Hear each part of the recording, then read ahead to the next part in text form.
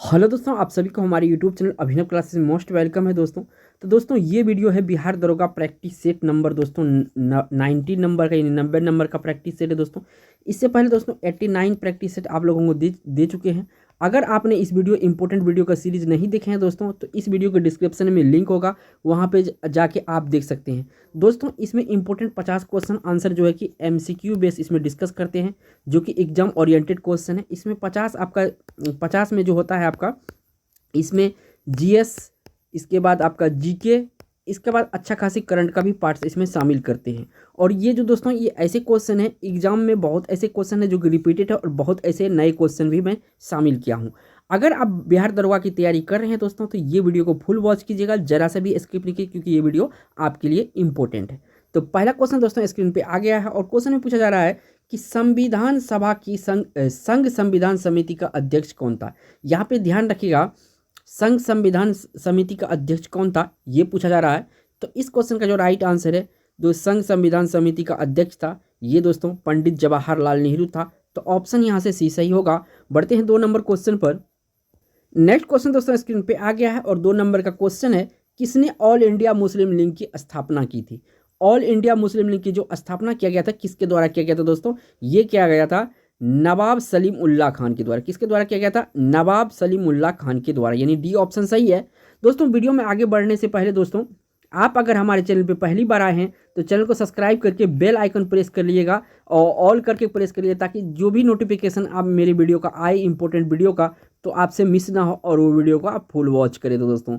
और वीडियो अगर पसंद आ रहा होगा दोस्तों, तो वीडियो को एक लाइक भी जरूर कर दीजिएगा।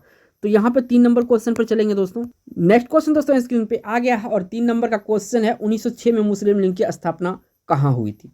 आपको बताना है इस क्वेश्चन में, 1906 में मुस्लिम लीग की स्थापना हुई थी, ये कहाँ पे हुई थी, जगह का नाम पूछा गया है। तो कहाँ पे हुई थी, ढाका में हुआ था। कहाँ पे हुई थी दोस्तों, ढाका में।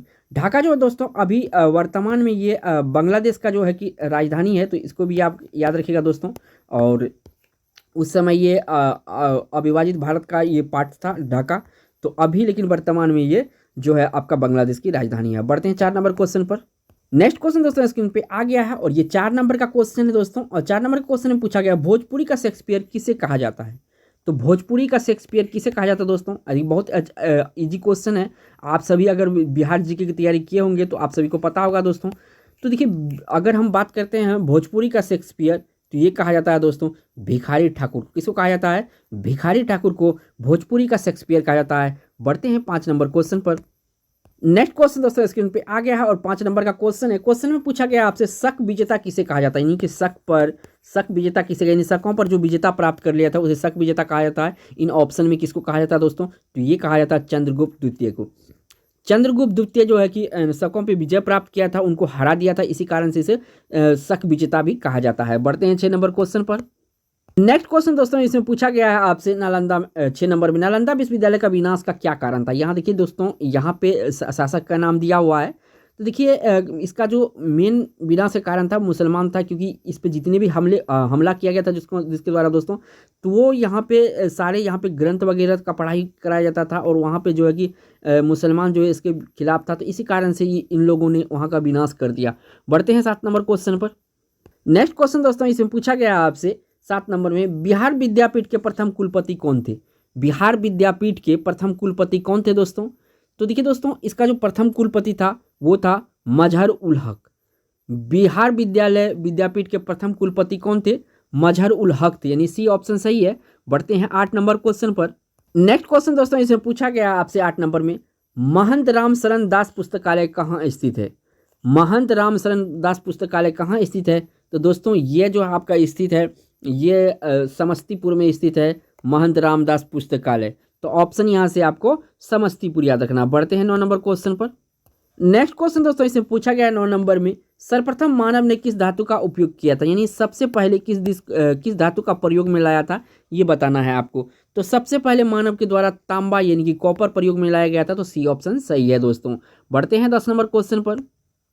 नेक्स्ट क्वेश्चन दोस्तों इसमें पूछा गया है 10 नंबर में, एक वर्ष में लोकसभा के कम से कम कितने सत्र, यानी कितने सत्र या सेशन जिसको कहते हैं बुलाए जाते हैं। कम से कम पूछा है दोस्तों, तो कम से कम इसमें 2 सत्र बुलाए जाते हैं आपका लोकसभा में। बढ़ते हैं 11 नंबर क्वेश्चन पर। नेक्स्ट क्वेश्चन दोस्तों यहाँ पे स्क्रीन पे आ गया है, 11 नंबर का क्वेश्चन है, गांधी जी को वन मैन बाउंड्री फोर्स कहकर किसने संबोधित किया था? गांधी जी को वन मैन बाउंड्री फोर्स कहकर किसने संबोधित किया था दोस्तों? तो ये संबोधित किया था आपका माउंटबेटन। कौन किया था? माउंटबेटन, जो कि सी ऑप्शन सही है। यहाँ पर बढ़ते हैं 12 नंबर क्वेश्चन पर। नेक्स्ट क्वेश्चन दोस्तों इसमें पूछा गया है 12 नंबर में, कर्नाट वंश का अंतिम शासक कौन था? जो कर्नाट वंश है दोस्तों, इसका अंतिम शासक कौन था दोस्तों? तो हरि सिंह इसका अंतिम शासक था। कौन था? हरि सिंह इसका अंतिम शासक था। बढ़ते हैं नेक्स्ट क्वेश्चन पर दोस्तों, 13 नंबर पर। नेक्स्ट क्वेश्चन दोस्तों 13 नंबर का है। 13 नंबर में पूछा गया, रॉकेट किस सिद्धांत पर कार्य करता है? जो रॉकेट होता है किस सिद्धांत पर कार्य करता है? तो रॉकेट आपका संवेग संरक्षण के सिद्धांत पर काम करता है। कौन सा सिद्धांत पे काम करता है? संवेग संरक्षण सिद्धांत पे काम करता है। बढ़ते हैं 14 नंबर क्वेश्चन पर। नेक्स्ट क्वेश्चन दोस्तों यहाँ पे स्क्रीन पे आ गया 14 नंबर में, दक्षिणी गोलार्ध में सबसे बड़ा दिन कब होता है? दक्षिणी गोलार्ध में सबसे बड़ा दिन कब होता है दोस्तों? आपको बताना है।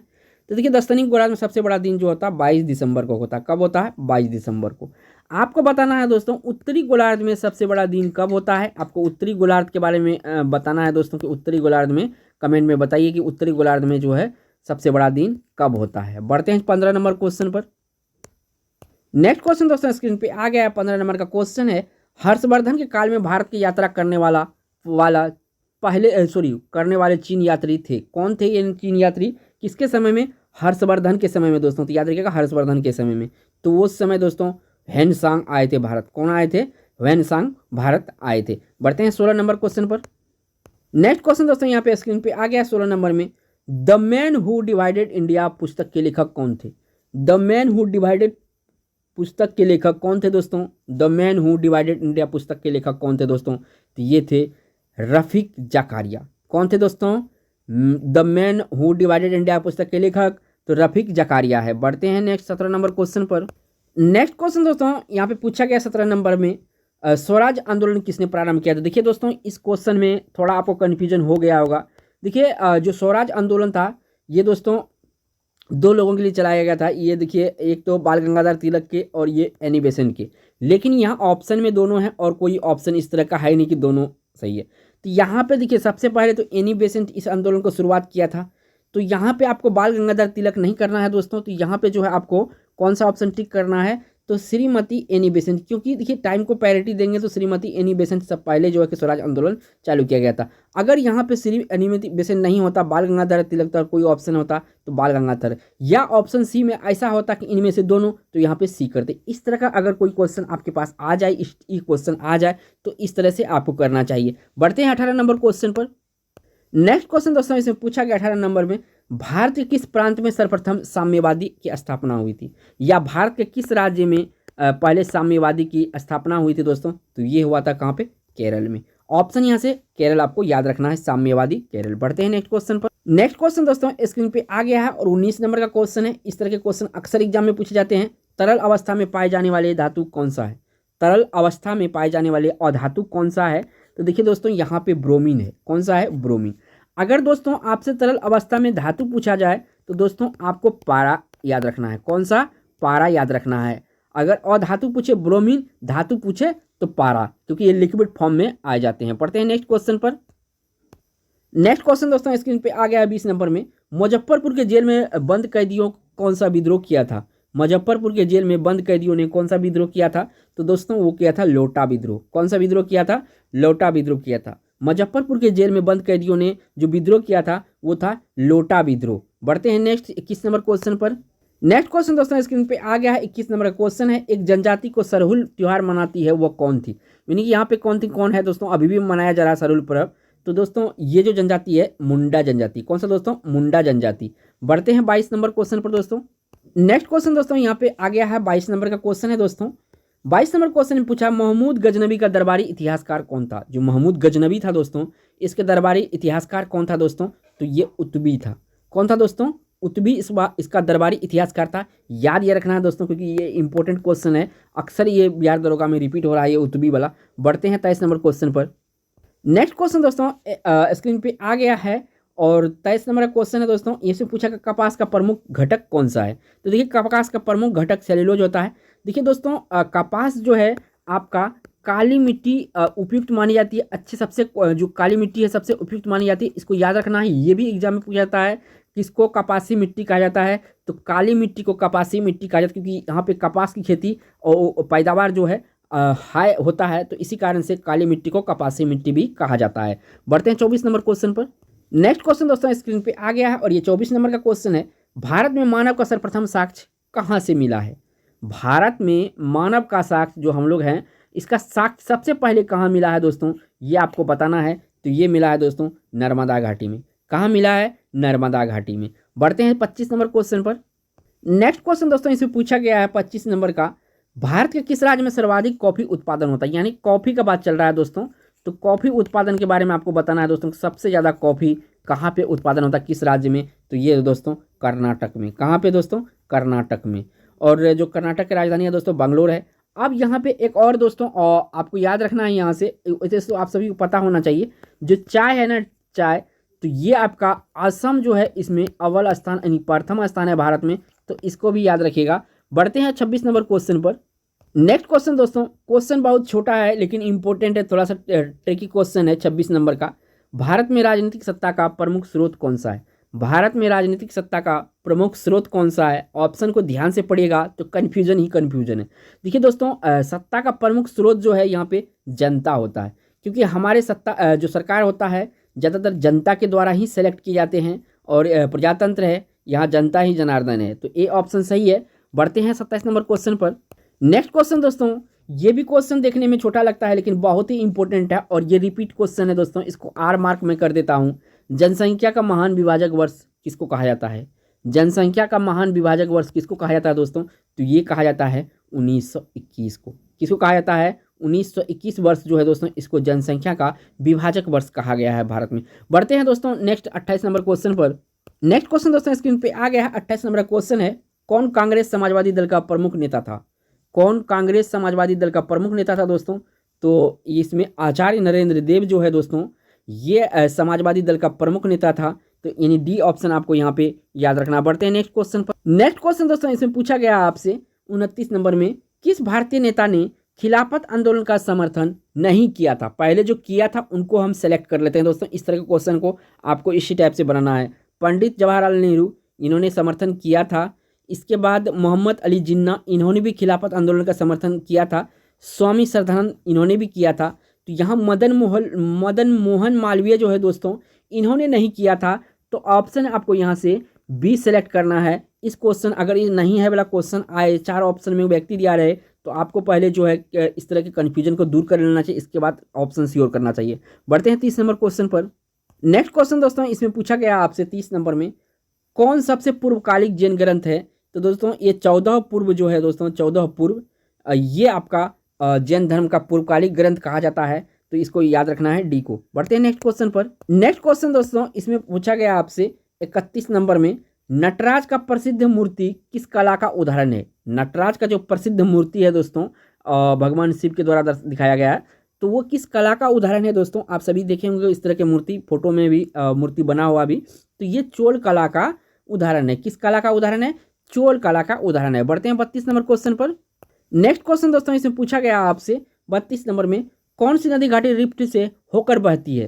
यानी कौन सी नदी घाटी दोस्तों रिफ्ट से होकर बहती है दोस्तों, तो ये बहती है दोस्तों, नर्मदा नदी जो है ये रिफ्ट घाटी से होकर बहती है, तो आपको याद रखना है यहाँ से नर्मदा रिफ्ट घाटी से होकर बहती है। नेक्स्ट क्वेश्चन दोस्तों इसमें पूछा गया 33 नंबर में, भारत में सुनामी वार्निंग सेंटर कहाँ स्थित है। जो भारत है दोस्तों यानी अपना देश में, तो सुनामी वार्निंग सेंटर कहाँ, यानी सुनामी का वार्निंग कहाँ से दिया जाता है, तो दोस्तों ये दिया जाता है आपका हैदराबाद से। कहाँ से दिया जाता है दोस्तों, हैदराबाद से, तो सी ऑप्शन यहाँ से सही है। बढ़ते हैं 34 नंबर क्वेश्चन पर। नेक्स्ट क्वेश्चन दोस्तों यहाँ पे पूछा गया है, इस तरह के क्वेश्चन अक्सर एग्जाम में बनते हैं, छोटा क्वेश्चन होता है कि माउंट एटना क्या है। यहाँ पे बताना है कि माउंट एटना जो है दोस्तों ये क्या है, आपको बताना है इस क्वेश्चन में। तो माउंट एटना दोस्तों एक क्या है, एक है आपका ज्वालामुखी। क्या है, एक ज्वालामुखी है। बढ़ते हैं 35 नंबर क्वेश्चन पर। नेक्स्ट क्वेश्चन दोस्तों 35 नंबर का है, भोजशाला मंदिर किसकी मूर्ति है। भोजशाला मंदिर में किसकी मूर्ति है या किसकी प्रतिमा है, आपको बताना है। तो दोस्तों जो भोजशाला मंदिर है वहाँ पे सरस्वती जी का प्रतिमा, किसका प्रतिमा है, सरस्वती जी का प्रतिमा है। बढ़ते हैं 36 नंबर क्वेश्चन पर। नेक्स्ट क्वेश्चन दोस्तों इसमें पूछा गया है 36 नंबर में, अकबर ने दीन ए इलाही किस वर्ष प्रारंभ किया गया था। एक तो यह याद रखना है दोस्तों, दीन ए इलाही किसके द्वारा प्रारंभ किया गया था, अकबर के द्वारा। और लेकिन अब जो है इसका ईस्वी पूछा जाता है, तो ये ईस्वी याद रखिएगा 1582 में दीन ए इलाही की प्रारंभ किया था अकबर ने। बढ़ते हैं 37 नंबर क्वेश्चन पर। नेक्स्ट क्वेश्चन दोस्तों इसमें पूछा गया है 37 नंबर में, किस मौर्य राजा ने दक्कन की विजय प्राप्त की थी। यानी दक्कन क्षेत्र जो दोस्तों कौन सा मौर्य राजा इस पर विजय प्राप्त किया था, तो दोस्तों ये विजय प्राप्त किया चंद्रगुप्त मौर्य ने। कौन किया था, चंद्रगुप्त मौर्य किया था। बढ़ते हैं नेक्स्ट क्वेश्चन पर। नेक्स्ट क्वेश्चन दोस्तों इसमें पूछा गया है और 38 नंबर में, बिहार के पहले अंग्रेजी अखबार द बिहार हेराल्ड का प्रकाशन किसने किया था। द बिहार हेराल्ड का प्रकाशन किसने किया था दोस्तों, तो ये किया था आपका दोस्तों गुरु प्रसाद सेन। यहाँ से आपको याद रखना है, गुरु प्रसाद सेन ने द बिहार हेराल्ड प्रकाशन का प्रकाशन किया था, द बिहार हेराल्ड का। बढ़ते हैं नेक्स्ट क्वेश्चन 39 नंबर पर। नेक्स्ट क्वेश्चन दोस्तों, और ये बिहार दरोगा में रिपीटेड क्वेश्चन है, 39 नंबर का क्वेश्चन है, कील नहर किसे जोड़ती है। देखिए दोस्तों क्वेश्चन तो थोड़ा छोटा है, लेकिन इसको याद रखने के लिए एक ट्रिक बताएंगे दोस्तों। तो देखिए कील नहर किसको जोड़ती है, तो ये दोस्तों उत्तरी सागर एवं बाल्टिक सागर को जोड़ती है। तो ए ऑप्शन यहाँ से सही है दोस्तों 39 में। तो यहाँ से आपको कील जब भी पूछे दोस्तों कील नहर, तो आपको याद रखना है जो है बाल्टी होता है दोस्तों, अगर इसमें सुराग हो जाए, पानी नीचे गिरने लगेगा, तो उसमें उसका रिपेयरिंग किससे करते हैं दोस्तों, तो कील से करते हैं। तो आपको याद रखना है बाल्टी में कील उतर, इतना तो याद रखना है आपको। और ये कहानी जो मैं बताया हूँ इससे आपको याद आ जाएगा, क्योंकि यहाँ कन्फ्यूजन टाइप का क्वेश्चन होता है ये। बढ़ते हैं 40 नंबर क्वेश्चन पर। नेक्स्ट क्वेश्चन दोस्तों इसमें पूछा गया है 40 नंबर में, मौर्य काल में शिक्षा का सर्वाधिक प्रसिद्ध केंद्र कौन था। देखिए दोस्तों चारों शिक्षा का ही स्थल है, चारों जो ऑप्शन दिया हुआ है। पूछा गया मौर्य काल में शिक्षा का सर्वाधिक प्रसिद्ध केंद्र था दोस्तों, तक्षशिला था। कहाँ पे था दोस्तों, तक्षशिला। और तक्षशिला दोस्तों वर्तमान में कहाँ पे है, ये पाकिस्तान में पड़ता है। और अब अविभाज्य भारत में था, जो भारत तभी बटा नहीं था, तभी ये भारत में पड़ता था। बढ़ते हैं 41 नंबर क्वेश्चन में दोस्तों। नेक्स्ट क्वेश्चन दोस्तों स्क्रीन पे आ गया है, 41 नंबर का क्वेश्चन है, पटना में स्थित गोलघर का निर्माण किस गवर्नर जनरल के काल में हुआ था। पटना में स्थित गोलघर का निर्माण किस गवर्नर जनरल के काल में हुआ था दोस्तों, तो ये हुआ था आपका किसके, वारेन हेस्टिंग के शासनकाल में पटना। और ये जो दोस्तों अनाजों के रखने के लिए ये बनाया गया था एक गोदाम, और अब जो है ऐतिहासिक स्थल में इसको शामिल कर लिया गया है। बढ़ते हैं नेक्स्ट क्वेश्चन 42 नंबर का। नेक्स्ट क्वेश्चन दोस्तों इसमें पूछा गया आपसे 42 नंबर का क्वेश्चन है कि पाल वंश के किस शासक ने मुंगेर की अपनी राजधानी बनाया था। जो पाल वंश है दोस्तों, इसका किस शासक ने मुंगेर को अपनी राजधानी बनाया था दोस्तों, तो ये बनाया था देवपाल। कौन बनाया था दोस्तों, देवपाल। देवपाल जो है दोस्तों मुंगेर को अपनी राजधानी बनाया था। बढ़ते हैं 43 नंबर क्वेश्चन पर।